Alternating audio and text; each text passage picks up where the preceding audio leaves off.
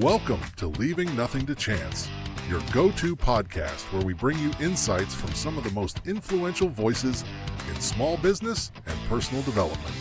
Each week, we dive deep into conversations with top thought leaders, authors, and business moguls from around the world, sharing their secrets to success and strategies for growth. Tune in for exclusive content that will inspire, motivate, and equip you to take your journey to the next level. This is Leaving Nothing to Chance.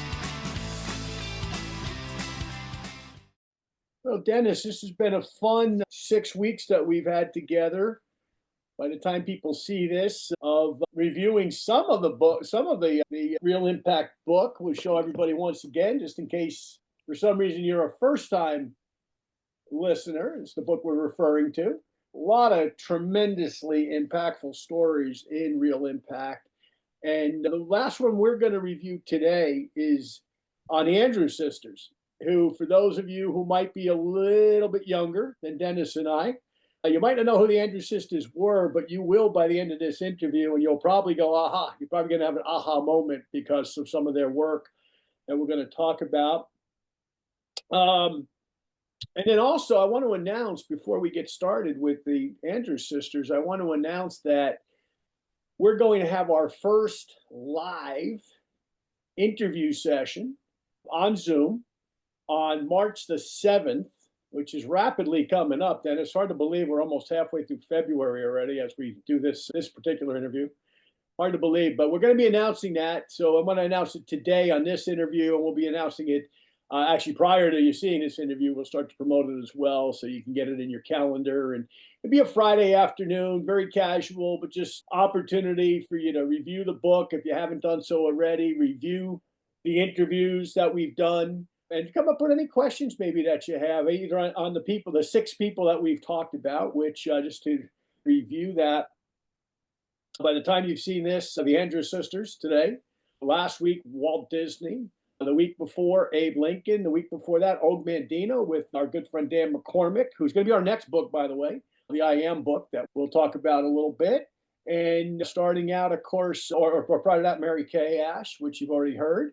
And also prior to that, of course, the very, very first one we did on Sylvester Stallone, which seems like it's a long time ago already, Dennis. Going by pretty fast. Yeah, we started this Christmas week on Sly because we pre-record these things. So now we are up to Valentine's Day almost. Did you get your wife a nice present yet?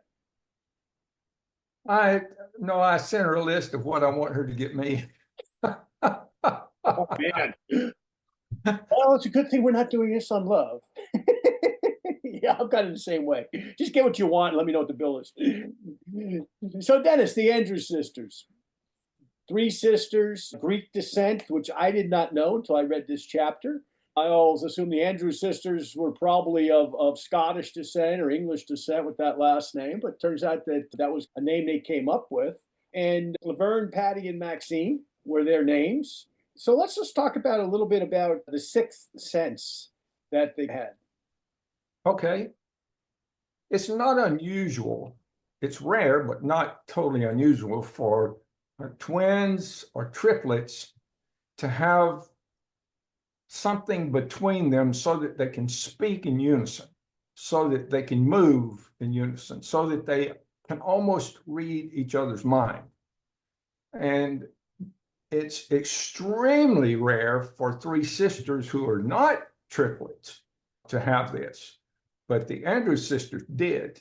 They could pick up something in 5 minutes, go and perform it, and their phrasing would be perfect, and their harmony would be perfect. If you ever listen to them, I have a master's degree in music education.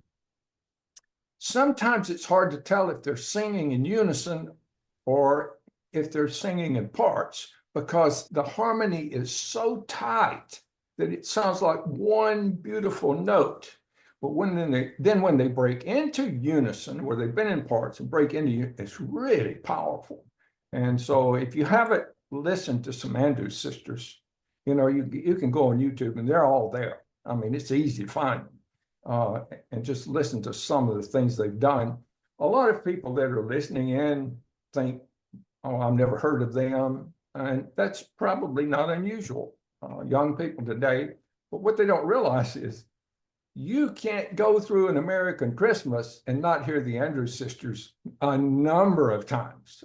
The biggest Christmas hits that's played that make you feel like Christmas have the Andrews Sisters backing up, Bing Crosby, or in some cases it's just them, but you don't realize that's who it is because it's just Christmas music and you're familiar with it. But these girls sold approaching 90 million records during a depression and a war. People didn't have any money, but they bought these girls' records in massive quantities. I remember as a youngster, I'll be 64 here in a not too distant future. My mother and father, and you don't know this, Dennis, but I didn't know you had a background in music, but my parents were actually professional singers. That's how they actually met. They had the same voice teacher in Jersey City, New Jersey, and they actually met and fell in love, eventually married and had kids. But the Andrews Sisters were the top of their list. They were always talking about, if they were talking about popular music, talking about opera or something else, it was other people, but if they were talking about popular music, so to speak, the Andrews Sisters were always it, and those that unison of voice. It's amazing. And you referenced in the book 𝐇𝐎𝐒, which I did not listen to be very honest with you, but as one example.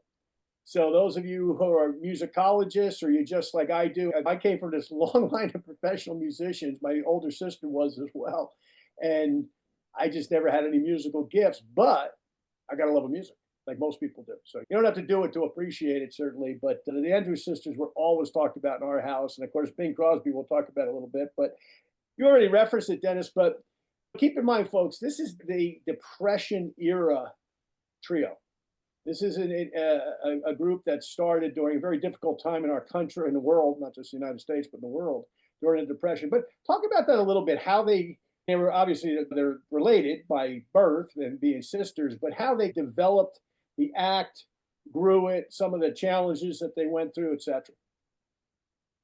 Laverne was a really amazing musician. She could listen to something when she was just a little girl. She could listen to something, sit down at the piano and play it back almost verbatim. So when she was the oldest, so when her two younger sisters got old enough, when Patty got to be 7 and I think Maxine was in her teens, she taught them harmony. She sat down and said, there was another sister act, Boswell sisters, that were very famous and on the radio all of the time, and they loved to listen to them. Laverne would come up with these different songs and they would practice and sing them. They were good. Their parents, their mother would sign them up for talent contests. And this was in Minneapolis, and they became local stars. They would go to all the talent contests and win them all. That's how good they were, just kids, just little young children. And so the big entertainment of the day was vaudeville. And every Saturday, the entire nation would go spend the day listening to, watching people dance and juggle and have comedy skits and sing. And so the girls would go and they would see all these things and they thought, oh, wouldn't it be wonderful to get to be in a vaudeville show? So a big band came through and held auditions. So their mother took them and they won the audition. Unfortunately, Patty wasn't even a teenager. She was just a young kid. And so they put a lot of makeup on her, but they got hired to travel throughout the United States with this band. And they put on 1,000 shows in a year. And so the band, the person who was running the show, taught them a lot of things about stage presence, about drawing the audience in, about timing. And they got really good over that 3-year period. They got where they were pretty amazing at that point. But vaudeville was in a death spiral. It was going out of business. The Depression was starting to eat away at everything. He closed his band. And for a brief period of time, they traveled. Their father put them in a car and just, they'd go 50 miles and do a show, do 100 miles and do another show. But their expenses were more than the money they were bringing in. So they were about to starve. They were, at one point, one chicken had to last all 5 of them, the 3 girls and the parents, for a week. Can you imagine eating a chicken? 5 people living on 1 chicken and some water for a week. But they loved to sing, and their parents wanted them to sing. And luckily, they were picked up by another band that wanted his music to turn to swing. He had an orchestra, and it was classical, but swing was coming in, and he wanted to do some swing. So he brought the Andrews Sisters in, and they really did a good job for him. And after about a year of that, he also closed his band down. And that's when it really got rough, because they didn't see any hope. They were going to move back to Minnesota and open a restaurant. These girls were about to end up as waitresses. That's how it was. They'd accepted their fate, except one trumpet player from the band knew some people who owned a radio station and said, hey, you should get these girls to come in and sing on your radio program. So they offered them $15 to come in and sing. I think they had three gigs with that. Well, during that time, the head of Decca Records was in a taxi and had his radio on that station. He had just lost the Boswell sisters. They'd retired, and he was looking for a trio. And when he heard them, he thought, whoa, man, those girls are great. So he sent his head man, he said, go find those girls. He had to find the hotel where the radio station was, and luckily they'd stopped in the lounge to have a lemonade or something. So here this guy walks in a $2,000 suit with really nice shoes and spats and a nice watch. He was very wealthy. It was very obvious. And he was looking around and asking, has anybody heard of the Andrews Sisters? Can you help me find them? Hattie looked up from her soda and said, who wants to know? And he said, Jack Kauff, the president of Decca Records, wants him to come in for an interview. All 3 of them at once stood up and in unison said, we're the Andrews Sisters. So the next morning they were at the interview, and that's when their actual career started. It seems it's funny because through all these stories that we've gone through, there's been that other person or persons that are not famous. Jack Kauff's not famous, maybe he was in that time. It's probably long ago deceased, but key role there. But then they had another key role of somebody everybody knows, because to this day, some of his content still shown. Shows like Hogan's Heroes, for example, that his company still owns, even though he's long gone. And that was Bing Crosby. The great Bing Crosby got introduced to these girls. And I think, correct me if I'm wrong, he didn't want to perform with them initially. No, Cap came to him and said, I'd like for you to try one tune with the Andrews Sisters. And he said, no, I'm not interested. I don't want to be tied with anyone else. It's not something that I want to do. But Cap was very persuasive, as the story tells. And he said, okay, I'll try one. After that one, Bing came back and said, look, I'll perform with these girls at any time for anything, and they can pick the music. That's how impressive they were. By the way, Bing Crosby didn't read music either. The girls, only Laverne of the 3 girls read music. They only had lyric sheets. And when you hear what they do, and the phrasing and the dynamics and the wording with just a lyric sheet. I've played in college bands and high school bands and stage bands, and the music tells you everything. It tells you when to accent, it tells you when to do the notes long or short or whatever. It tells you everything. And they didn't use any. They said you're a lyric sheet. And if you listen to Drinking Rum and Coca-Cola, that is so complicated. I wanted to learn the words. This is how I got introduced to the Andrews Sisters. My wife and I like to watch TV together, but she likes love stories and I like mysteries. So I'm always looking for a TV or a movie that's a mystery, but a love story. And I remembered this movie with Sissy Spacek, where she was dancing with a broom. And the music that was being played was beautiful. I thought, my God, I can't believe that's World War II. It's just much more modern than World War II, but it was supposed to be a World War II movie. So I thought, I can find it. I'll just go and look for Sissy Spacek and Dancing with a Broom. And if you Google that, rum and Coca-Cola comes up. So I played it. I thought, oh, I love this. So I played some of their other songs. And I thought, wow, I was a grown man. I grew up with the Lennon sisters, and I didn't even know the names of the Andrews sisters. I didn't realize that every single Christmas and much of the other time I was listening to them. I didn't know who they were. So then I began to realize, gosh, these girls did a lot of stuff. And then I looked it up, and they'd sold between 80 and 90 million records. They were the #1 singing group of the 20th century until the Beatles unseated. It took the Beatles to unseat them. And they're still #2 of the 20th century. So anyway, I thought, well, I wonder if they had any struggles. That's where this story came from. So when I started doing the research of where they came from and how close they came to losing everything, I thought, this has got to go in the book. And that's why it's there. I'm glad you included it because I really enjoyed reading it and having some fond memories of some of the Ed Sullivan Show. And of course, you mentioned Christmas songs like Jingle Bells, Santa Claus is Coming to Town, and numerous other ones are ones that they helped to make famous with Bing and his orchestra, of course. And Route 66, that was one.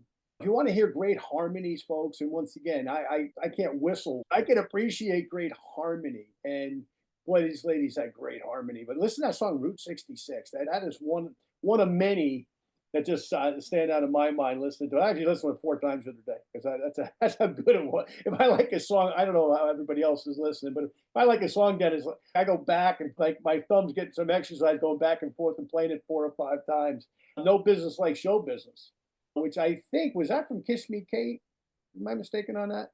I'm not sure. I'm not either. I think it is. But anyway, and then of course, Glenn Miller. They worked with Glenn Miller and his people. They worked with every big band wanted them to work with them. So Glenn Miller was putting on a concert and they were getting ready to promote it. And the sponsors of the concert said, we're not sure that Glenn Miller's name is big enough. So they led their promotion with the Andrews sisters and Glenn Miller. That's how big they were. They were extremely popular. But when they first started, it was an accident. After they went to Decca Records, they put out a couple of records that didn't catch on. Cap thought they were going to be good, and they started recording, and he signed them to a contract. And the records just didn't do very well. But one day he heard them singing a Yiddish tune. And he told his arrangers, well, go translate that into English and have these girls sing it. And they did. And when he heard it, he thought, okay, put that on the flip side of this record that we think is going to do pretty well. And they put it out, and it was doing, it started out okay. Then it started to rise, and it rose quickly, very quickly. So one day the father came in and said, girls, get your clothes on. We've got to go downtown New York City. There's something I want to show you. He took them downtown, and this music shop had put a speaker out front of his music store and was playing music, and people were lining up, and it closed down 2 of the main streets in New York City. And the song that they were playing was B'mir Bis Duchesne. And that thing took off. And that was it was the first woman album that ever sold 1 million copies. They were the first golden record for a women's group. And it's still famous. It's still beautiful. I play it quite often it's very nice. And then their next big hit was the beer barrel polka, which they didn't want to do.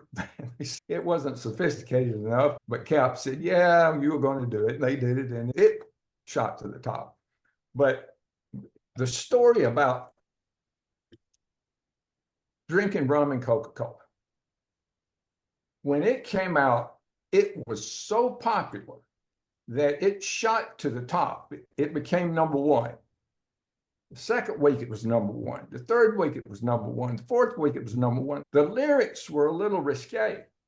And so a lot of radio stations said, we're just not going to play it because it's just too risque. Teenagers don't need to be hearing this. Of course, when you tell teenagers they can't have something, they'll move heaven and earth. So then it started selling so much that shellac was being, it was in 1945, and shellac was being rationed because of the war, and every record company just got enough to do their records. Well, Decca ran out of shellac. Not only could they not do rum and Coca-Cola, they couldn't do anything. They didn't have any shellac. All of it went to make that record. So luckily, the other record companies had not been selling so well, so they shared some of their shellac. But isn't that amazing that they could sell so much? They couldn't even produce any product at all from that record station. And of course, every joint, what I'm trying to say, restaurant in the United States had a jukebox back then. And Decca was in all of those jukeboxes.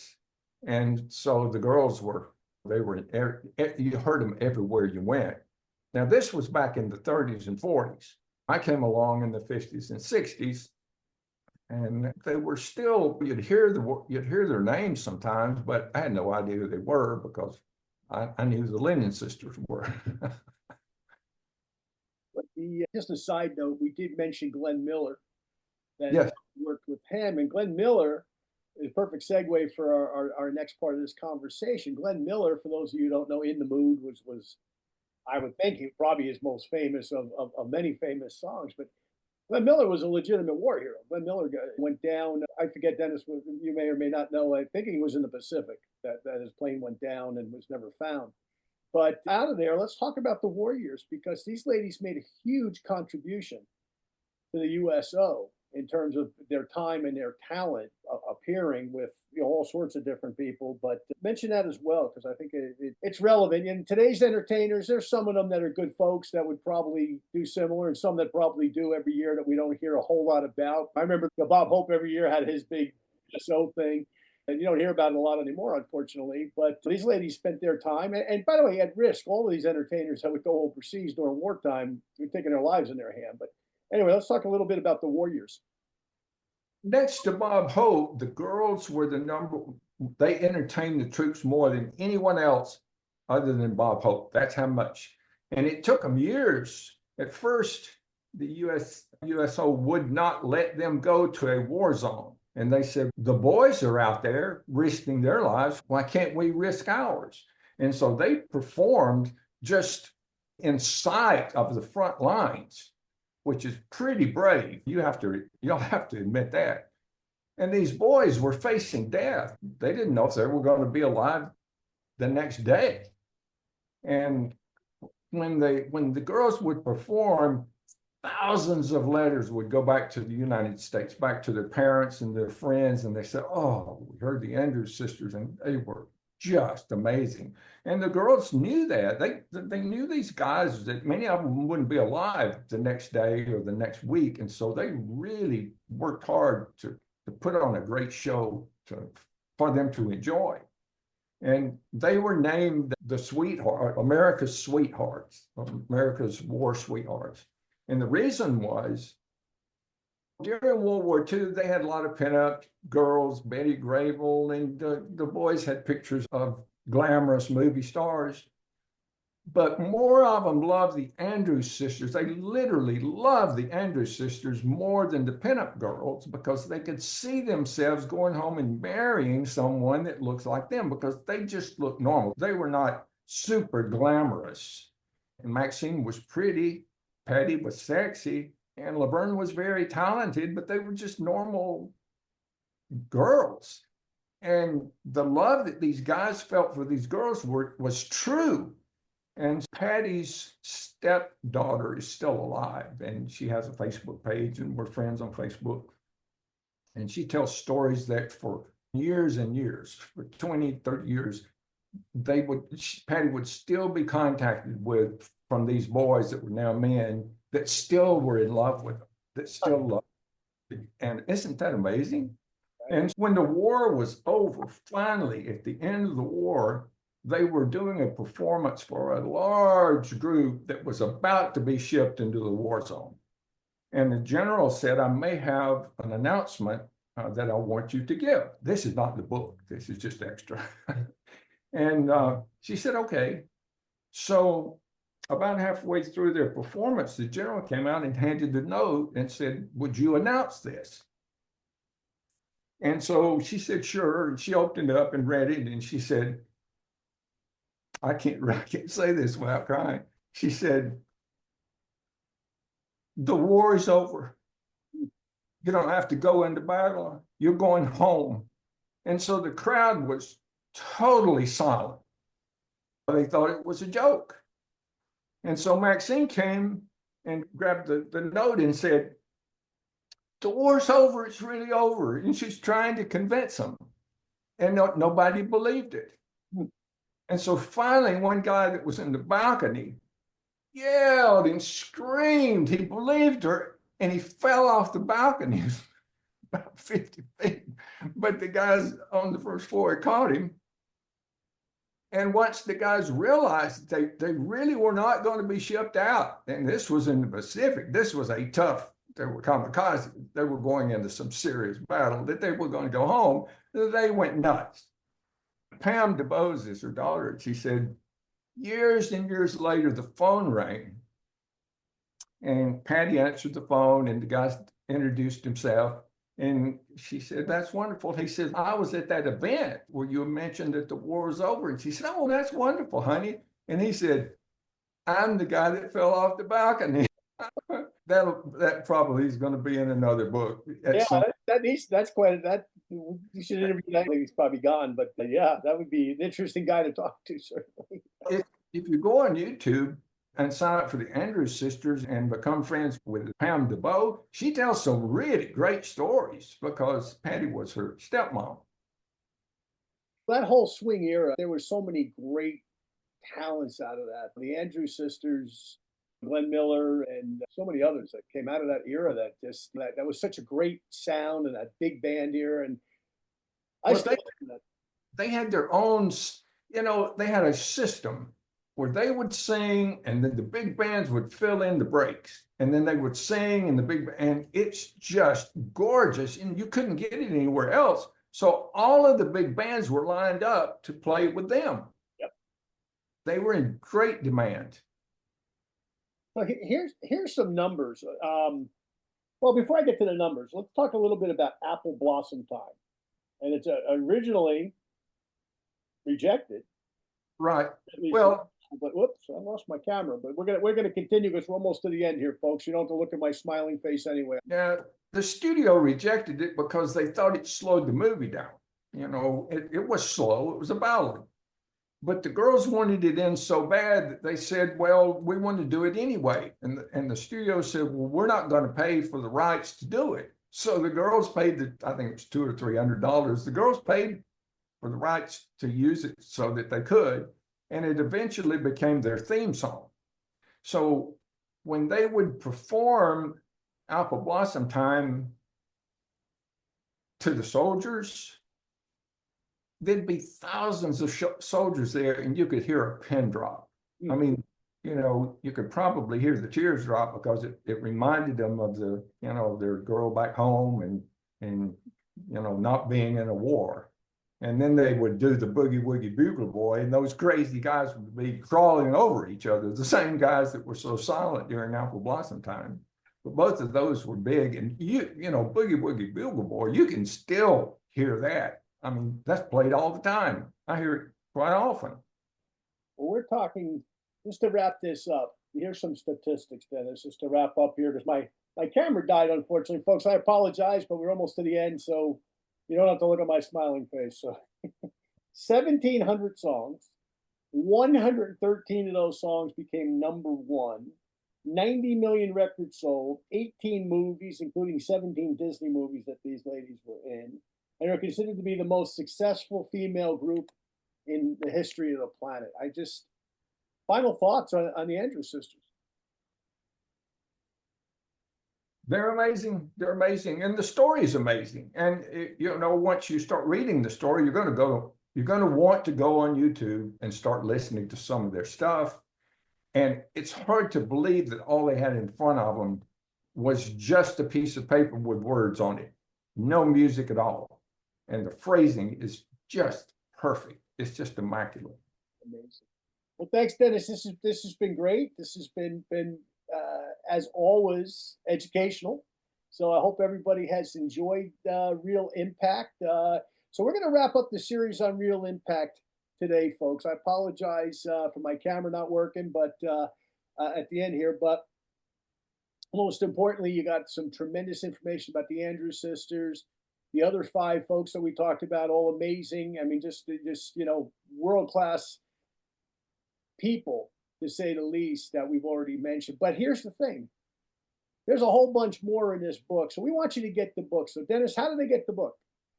Well, they can get it for free if they go to realimpactbook.com and scroll down to the bottom where it says podcast attendee. You click on that, put in your name, email, and you'll get a download instantly. You won't be put on a mailing list unless you click send me when you do other books. If you then that's the only email you'll ever receive from me. If you want to just purchase it, you can go to Amazon, Real Impact Daily Inspiration, or it's also on Shopify, it's on TikTok, and on that website. So I mean, it's easy to find. You can just Google it if you want to. It's easy to find if you want to purchase one. Well, thanks much, Dennis. Thank you. Thank you for tuning in. Be sure to check back weekly for more exciting episodes.